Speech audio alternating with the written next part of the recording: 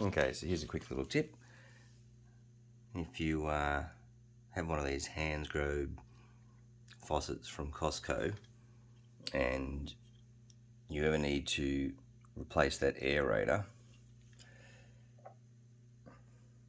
just take a 6mm extension socket. You'll see the aerator in there, and you press it in. Now it should be nice and snug, and then you pull it out.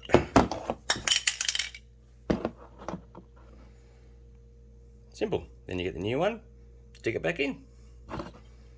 Piece of cake.